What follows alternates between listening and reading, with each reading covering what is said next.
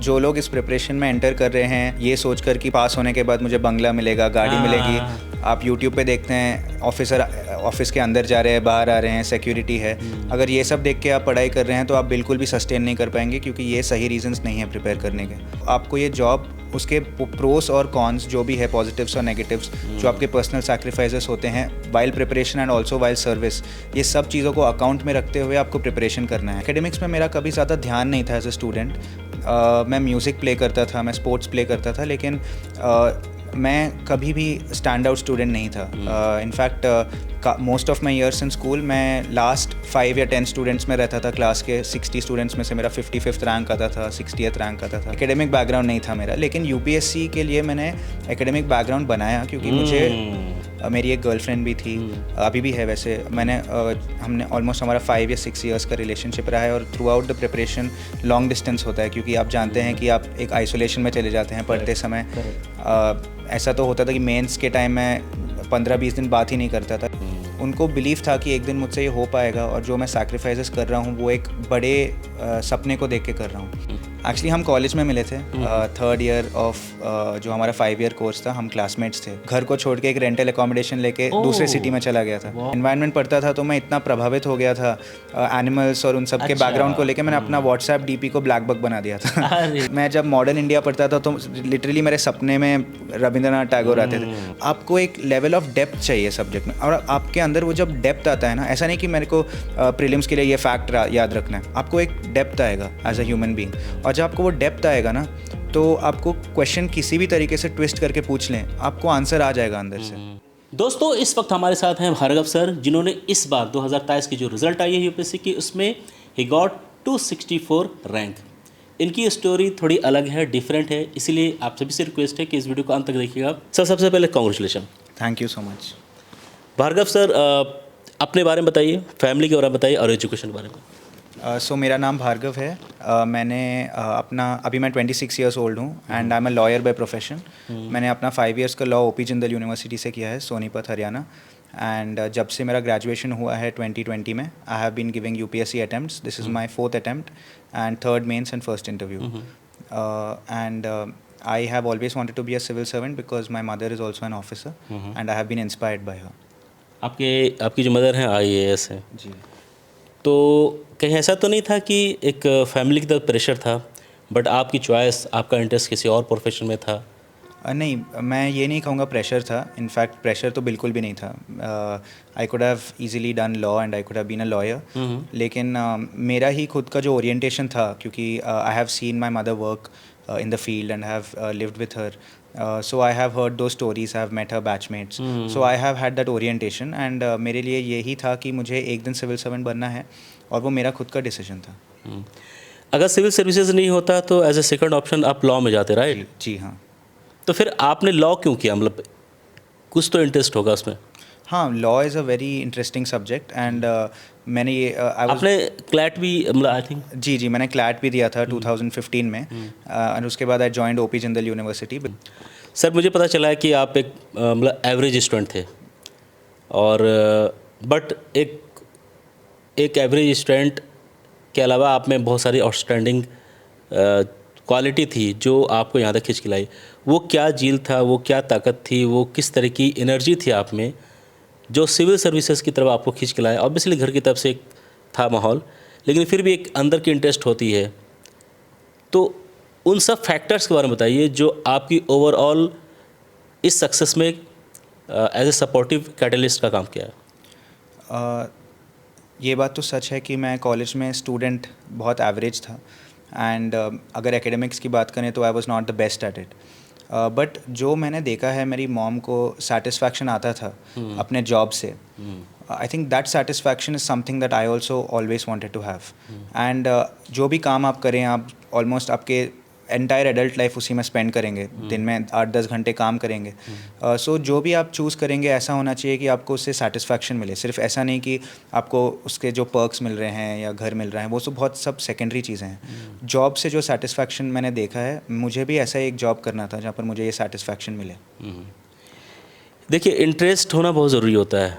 चूँकि आप एक टॉपर हैं, आपने यूपीएससी क्रैक किया, तो ऑब्वियसली इंटरेस्ट आपने पैदा किया होगा, और तब आगे बढ़े प्रिपरेशन में। ये इंटरेस्ट कैसे अपने आप में लाए? क्योंकि बहुत सारे जो बिगिनर्स होते हैं वो शुरुआत तो पूरी जोश में करते हैं कि मैं ऐसे कर दूंगा वैसे कर दूंगा, लेकिन फिर आहिस्ता आहिस्ता चीज़ें हैं ना, वो एक्सेलरेशन उसकी उनकी जो है ना कम हो जाती है और एनर्जी कम होती है, डिमोटिवेट हो जाते हैं। तो ये जो इंटरेस्ट वाली बात है, इस कंसिस्टेंसी कैसे बरकरार रखें अपने आप में? आई थिंक पहले तो जो लोग इस प्रिपरेशन में एंटर कर रहे हैं ये सोच कर कि प्रिपेयर पास होने के बाद मुझे बंगला मिलेगा, गाड़ी मिलेगी।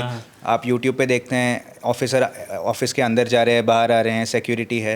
अगर ये सब देख के आप पढ़ाई कर रहे हैं तो आप बिल्कुल भी सस्टेन नहीं कर पाएंगे, क्योंकि ये सही रीजंस नहीं है प्रिपेयर करने के। आपको ये जॉब जो करनी है आपको ज़िंदगी के 25-30 ईयर्स करनी है, और इस जॉब ये बहुत आसान काम नहीं है, बहुत रिस्पॉन्सिबिलिटी वाला काम है। बिल्कुल बिल्कुल। अगर आप होलिस्टिक पिक्चर देखेंगे तो आपको ये जॉब उसके प्रोस और कॉन्स जो भी है, पॉजिटिव्स और नेगेटिव्स, जो आपके पर्सनल सैक्रिफाइसेस होते हैं while preparation and also while service, ये सब चीज़ों को अकाउंट में रखते हुए आपको प्रिपरेशन करना है। नहीं तो आप मतलब एक मूवी देख के प्रिपेयर कर रहे हैं उसके हिसाब से तो नहीं होने वाला है।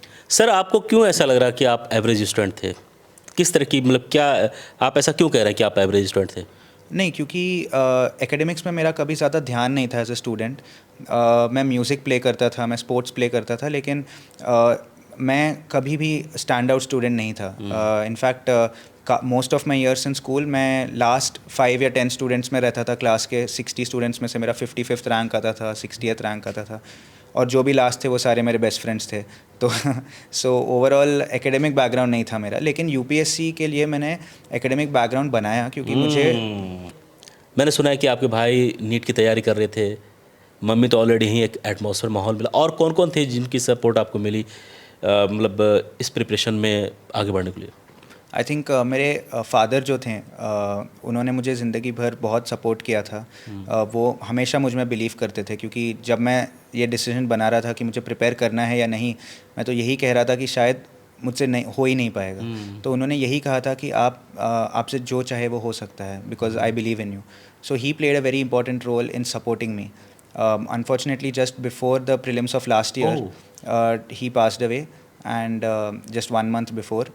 So that was a very difficult moment for me, and if he was here today, I think he would be very proud. Actually, उनको 2021 में कोविड का एक बैड फेज़ हुआ था, और उसके बाद उनका हेल्थ प्रोग्रेसिवली डिटीरिएट होता आ रहा है। सो मैंने ये अपने जो मेरा थ्रू आउट माई प्रिपरेशन, मैंने एक बहुत घर पे एक ऐसा सिचुएशन देखा था जहाँ पे हॉस्पिटल के अंदर बाहर जाते ही बहुत टाइम चला जाता था, उनको रेगुलरली डायलिसिस होता था। And my mother played a very important role, क्योंकि उन्होंने मुझे इस सारी चीज़ों से शील्ड किया है। इनफैक्ट एक ऐसा टाइम आ गया था जहाँ पर मुझे लगा कि मैं इस माहौल में पढ़ ही नहीं सकता, तो मैं एक्चुअली मेरे घर को छोड़ के एक रेंटल एकोमोडेशन लेके दूसरे सिटी में चला गया था। सो health conditions were not good in my house when I was preparing. मतलब कंडीशन मेंटली आप मतलब आप मेंटली बहुत डिस्टर्बेंस होती है जब घर में कोई बीमार रहता है, ख़ासकर इस तरह की क्रिटिकल इलनेस जो होती है। तो सर उसको आपने रेंट आउट किया अपने आप को, राइट? तो ये डिसीजन किसने बोला कैसे करना चाहिए इन चीज़ों को, और फिर कैसे कैसे आप आगे बढ़े इसमें? मैंने ये डिसाइड कर लिया था कि आपको मम्मी ने कहा या फिर कैसे आपने खुद डिसीजन लिया, या फिर कैसे हुआ ये? नहीं, ये तो मेरा ही डिसीजन था, क्योंकि मुझे लगा कि तो आपने डिस्कस किया होगा मम्मी से, पेरेंट्स से कि यस ऑफ कोर्स मैंने डिस्कस किया था, क्योंकि मैं ये जानना चाहता था कि मेरा घर पे रहने से सपोर्ट मिलेगा या नहीं मिलेगा। तो मेरी मॉम ने ये कहा कि आप जाओ और पढ़ाई करो, मैं यहाँ का चीज़ संभालूंगी। तो उसने मुझे बहुत कॉन्फिडेंस दिया और मोटिवेशन दिया कि मैं जाके पढ़ूंगा, क्योंकि वो मेरा रिस्पॉन्सिबिलिटी और ड्यूटी है।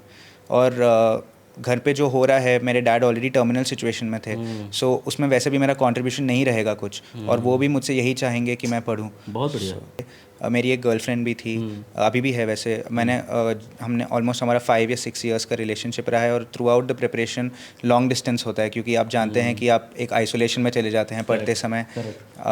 ऐसा तो होता था कि मेंस के टाइम में 15-20 दिन बात ही नहीं करता था, लेकिन जब सामने से थोड़ी अंडरस्टैंडिंग हो और थोड़ा सपोर्टिव इकोसिस्टम रहे, तो आई थिंक आप जो आपके सामने हैं, आपके साथ हैं, चाहे आपके फ्रेंड्स हो, फैमिली हो, आपको आपके मिशन में बिलीफ उनको आपके मिशन में बिलीफ रहना ज़रूरी है।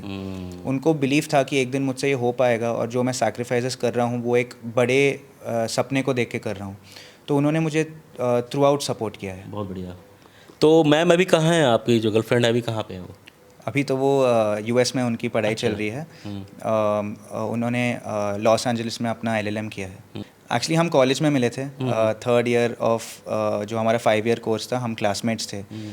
सो तभी हमारी मुलाकात। डिस्ट्रक्शन एक बहुत बड़ी चीज़ होती है, और कई स्टूडेंट आप ऑरेंज मुखर्जी में जाते हो कि लड़के लड़की, गर्लफ्रेंड बॉयफ्रेंड, बहुत सारी चीज़ें हैं, लेकिन एक जब आप मैच्योर्ड लेवल पे आते हैं, जब आप चीज़ों को गंभीरता से देखते हैं समाज में, घर में, तो आपका माइंडसेट वैसा हो जाना चाहिए, क्योंकि आप पढ़े लिखे फैमिली से आते हैं।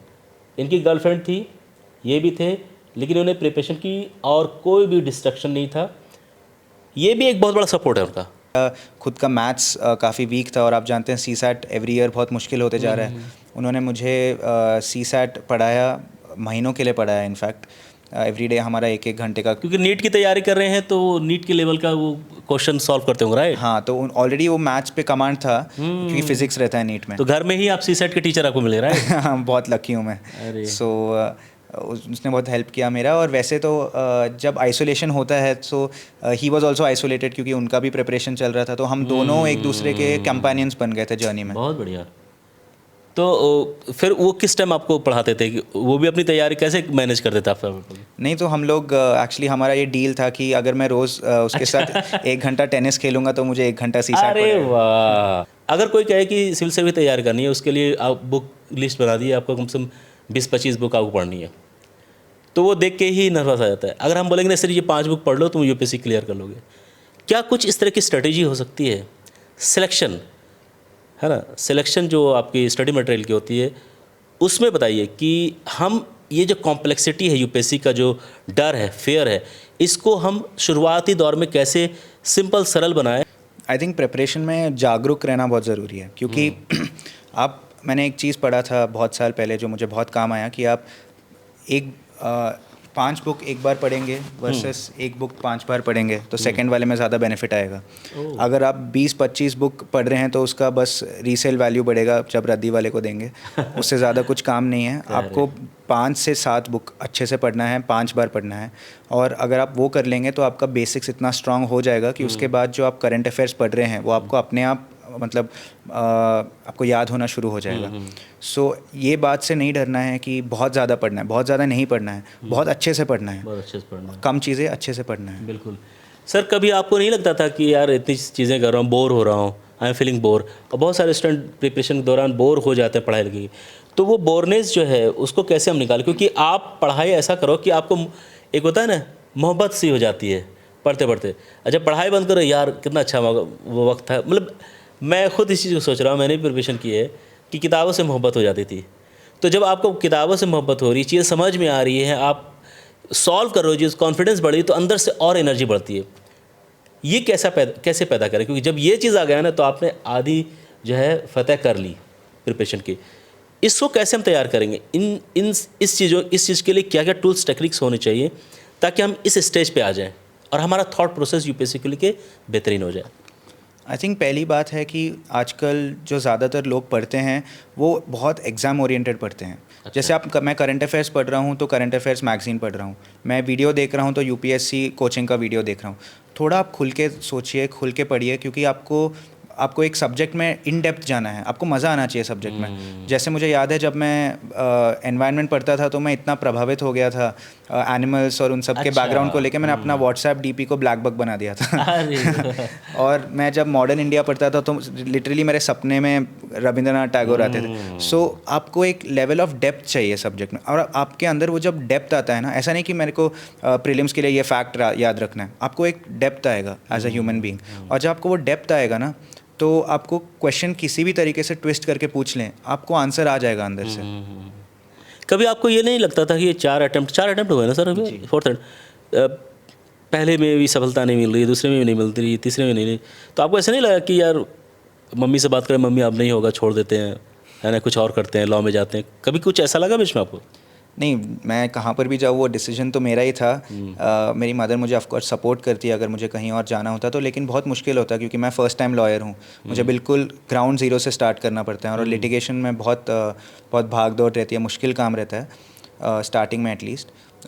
आई वुड से कि दो मेरा success in the sense rank नहीं आया पिछले 3 बार, मेरे माइंड में सक्सेस था, क्योंकि हर बार मेरे मार्क्स इंप्रूव हुए हैं ये कॉन्फिडेंस लेवल और हर बार मैंने अपने आप में इम्प्रूवमेंट देखा है। तो मुझे ये भरोसा था कि मैं करेक्ट डायरेक्शन में जा रहा हूँ, चाहे मेरा स्पीड उतना फास्ट ना हो, सो इवेंचुअली मैं गोल रीच कर दूँगा। देखिए, आई थिंक आपको पहले तो मैं ये कहूँगा कि आपके और ऑप्शनल के बीच में जो रिलेशनशिप है वो आप लाइक हस्बैंड और वाइफ के बीच में रहता है। अगर वो नहीं काम कर रहा तो उसका ये मतलब नहीं कि सामने वाले में कोई प्रॉब्लम है। ऐसा भी हो सकता है कि आपकी केमिस्ट्री नहीं बन रही है। तो आपको पहले एक ऐसा ऑप्शनल चूज़ करना है जहाँ पे आपको इंटरेस्ट रहता हो। मेरे केस में मैंने लॉ चूज़ किया क्योंकि मैंने 5 इयर्स का लॉ कोर्स कर दिया था और ऐसा नहीं है कि मार्क्स नहीं आते। इस बार आई थिंक टॉपर को 285 ऐसा कुछ आया था। सो मार्क्स आते हैं। मेरे एक्सपीरियंस में मुझे अनफॉर्चुनेटली उस लेवल के मार्क्स नहीं आ पाए। सो स्ट्रैटेजी वाइज मैं यही कहूँगा कि जो बेसिक बुक्स रहते हैं, आई एम श्योर आपको लिस्ट मिल जाएगी कोई भी, आई थिंक वही पढ़ेंगे, अच्छे से पढ़ेंगे और करंट अफेयर्स आपके आंसर्स में डालेंगे तो मार्क्स आते हैं। इसके लिए क्या ऑप्शनल कोचिंग वगैरह ली या फिर ऑनलाइन ऑफलाइन कैसे किया था आपने? लॉ के लिए तो मैंने कोई कोचिंग नहीं लिया था। मैंने बस अपने आप ही पढ़ाई की, घर पे पढ़ाई की और टेस्ट सीरीज़ लगाए थे मैंने। सर, टेस्ट सीरीज़ से याद आया, टेस्ट सीरीज़ कितना बड़ा रोल प्ले करता है इस प्रिपरेशन में? क्योंकि टेस्ट सीरीज़ मुझे लगता है कि लगानी चाहिए और जितनी मैक्सिमम लगानी चाहिए। आप क्या कहते हैं इसके बारे में? आई थिंक आप ज़्यादा टेस्ट सीरीज़ लगाएं, उससे बेटर है कि आप जो टेस्ट लगा रहे हैं उससे आप सीखें। हाँ, सो आप 100 टेस्ट दे देंगे और कुछ नहीं सीखेंगे तो उससे कोई मतलब नहीं है। कैसे सीखें? टेस्ट लगा रहे हैं उससे सीखें, ये बहुत बड़ी बात और गहरी बात हमने कही। कैसे सीखें, क्या सीखें, क्या करें इसमें? तो आपको रिफ्लेक्ट करना पड़ेगा। जैसे अगर मैंने आपका प्रीलिम्स का टेस्ट दे दिया आज, टेस्ट सीरीज़ मेरे सोचिए 80 मार्क्स आए, तो मैं ये सोच के सैड या खुश हो जाऊं कि 80 आए, वो सॉल्यूशन नहीं है। मेरे और मार्क्स कैसे आ सकते थे, मैंने क्या गलतियां करी, मैं और कैसे बेटर गेस वर्क कर सकता था, मेरा टाइम मैनेजमेंट कैसा था। आपको रिफ्लेक्ट करना है, लर्निंग्स रखनी है। जैसे मेरे पास एक एक्सेल शीट रहता था जहाँ पर मैं हर टेस्ट के बारे में लर्निंग्स क्या है करके मैं टेबल बनाता था। अरे वाह! सो इवेंचुअली ये क्लियर हो गया था कि मेरे इम्प्रूवमेंट का स्कोप कहाँ पर है। सो आपको हर टेस्ट से सीखना है और हर टेस्ट से आगे बढ़ना है, क्योंकि वो टेस्ट रियल थोड़ी है, उससे उसका कोई कट ऑफ नहीं बनता है। मैं सीसैट के लिए ये कहूँगा कि अगर सीसैट में आपको वीक महसूस हो रहा है तो यूट्यूब पे वीडियोस आते हैं जो आपको थीम बाय थीम सिखाते हैं। जैसे मैंने एक वीडियो फॉलो किया था ओनली IAS का, 30 आवर्स उनका एक वीडियो है, 30 आवर्स लॉन्ग, और उसमें वो आप सारे PYQ सॉल्व करते हैं और हर PYQ का कॉन्सेप्ट समझाते हैं। तो अगर आपने वो एक बार देख लिया तो आई थिंक ज़्यादातर आपके कॉन्सेप्ट्स आ जाएंगे। और आपको प्रैक्टिस करना है, क्योंकि टाइम मैनेजमेंट बहुत इंपॉर्टेंट है सीसैट में। और आपका स्ट्रैटेजी इंपॉर्टेंट है कि आप 35 क्वेश्चंस अटैम्प्ट करेंगे, 45 अटैम्प्ट करेंगे, तो वो क्लैरिटी के साथ एग्ज़ाम हॉल में एंटर करना इंपॉर्टेंट है। और अगर प्री की बात करें तो अभी जैसे 45-50 डेज़ बचे हैं। आई थिंक नए सोर्सेज के पीछे भागने से बेहतर है कि जो आप सोर्सेज आपने कंप्लीट किए हैं उसे एक और बार पढ़ें, 2 और बार पढ़ें, 3 और बार पढ़ें। लेकिन अगर मेरे दोस्त ने बोल दिया कि ये वाले करंट अफेयर्स अच्छे हैं तो मैं अभी वो पढ़ रहा हूँ, ऐसे नए सोर्सेज के पीछे भागेंगे तो शायद वहाँ से क्वेश्चन आ भी जाए लेकिन आपका कॉन्फिडेंस चले जाएगा। बहुत बढ़िया। सो आपको कॉन्फिडेंस बनाए रखना है, क्योंकि हॉल में वो सबसे ज़्यादा काम आता है। Thank you very much for your time Bhargav ji, and God bless you. आप इसी तरह आगे बढ़ें और I hope you will get IPS and I don't know means जो भी है इस रैंक में, और जो भी जिम्मेदारी मिले उस पर आप ऑब्वियसली खरे उतरेंगे, अपने घर का, परिवार का और इस देश का नाम रोशन करें। Thank you once again sir. Thank you so much.